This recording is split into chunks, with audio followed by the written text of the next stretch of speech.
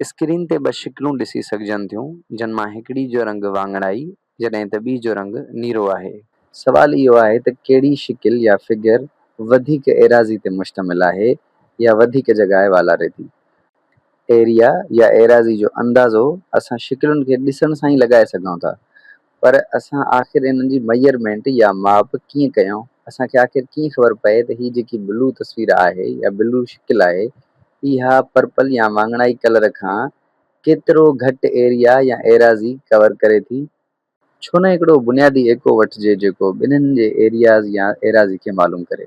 सो ही पाण वठूं था बुनियादी एको, जंहिंजी ड्रैग खे ॾिसूं त 1 यूनिट आहे। 1 छाकाणि त बुनियादी असांखे यूनिट ई वठिणो आहे। अहिड़े तरीक़े सां वेकर खे ॾिसूंसि त इहो बि 1 यूनिट ई आहे। सो इहो एराज़ी पाण जेकी कवर कंदो उहा यूनिट स्क्वायर कंदो या 1 यूनिट स्क्वायर कंदो। ॾिसो त कीअं पाण हिन ब्लू या वाङणाई शिकिल जी एराज़ी मालूम कयूं था हिन 1 यूनिट स्क्वायर जी मदद सां। सोचो जेकॾहिं पाण यूनिट स्क्वायर खे हिन वाङणाई शिकिल जे मथां रखंदा वञूं त केतिरा यूनिट्स स्क्वायर हिन जे मथां ईंदा। अहिड़ी तरीक़े सां अगरि ब्लू जे मथां रखूं त ब्लू ते केतिरा यूनिट स्क्वायर ईंदा। अचो त भला इहो अमल करे ॾिसूं। सो ही यूनिट स्क्वायर हिते था रखूं कुंड में, ॿियो हिन कुंड में, ऐं टियों मथां, ऐं चौथों बि हिन जॻह ते, ऐं पंजों हिन जाइ ते। तो असां वटि टोटल केतिरा यूनिट स्क्वायर्स थिया ब्लू जे मथां? 1 2 3 4 5। सो 5 यूनिट स्क्वायर्स ब्लू जे मथां अचनि था।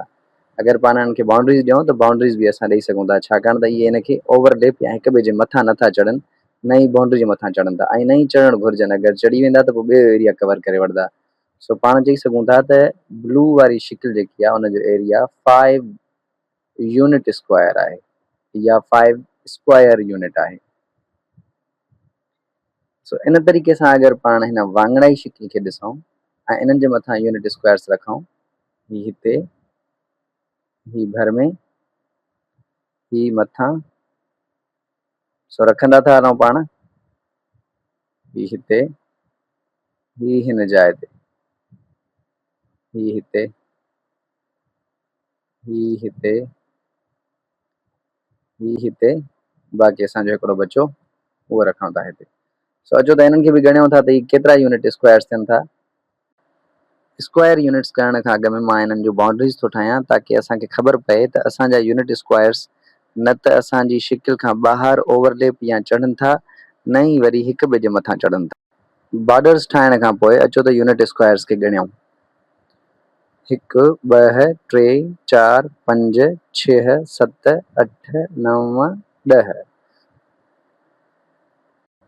हींअर ताईं पाण खे इहो मालूम थी चुको आहे त ही जेका ब्लू वारी शिकिल हुई उहा 5 स्क्वायर यूनिट कवर करे पई, जॾहिं त ही वाङणाई वारी जेकी शिकिल आहे उनजो एरिया आहे 10 स्क्वायर यूनिट्स। घणो? 10 स्क्वायर यूनिट्स।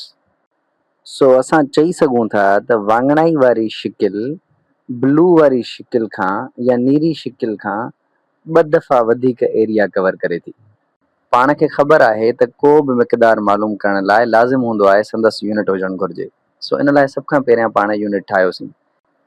हिन यूनिट में लेंथ या ड्रैग, वेकर या विड्थ 1 यूनिट असां रखीसीं, पर मुस्तक़बिल में अॻिते हली पाण खे इहो यूनिट डिफाइन करणो पवंदो। 1 छा? 1 मीटर, 1 सेंटीमीटर या 1 फुट। छाकाणि त जेको असांजो फिज़िकल शयूं हूंदियूं आहिनि उन्हनि जी जॾहिं पाण माप कंदा आहियूं त पोइ असांखे यूनिट जी ज़रूरत पवंदी आहे। कहिड़ो यूनिट? मीटर, सेंटीमीटर, फुट या ॿियो को कहिड़ो बि यूनिट खणी सघिजे थो। सो जेकॾहिं असांजो यूनिट स्क्वायर मीटर में हुयो त ही एरिया 10 मीटर स्क्वायर हूंदो ऐं ही एरिया 5 मीटर स्क्वायर हूंदो, ऐं अहिड़े तरीक़े सां जेको बि यूनिट हूंदो उन में ई असां एराज़ी मालूम कंदासीं।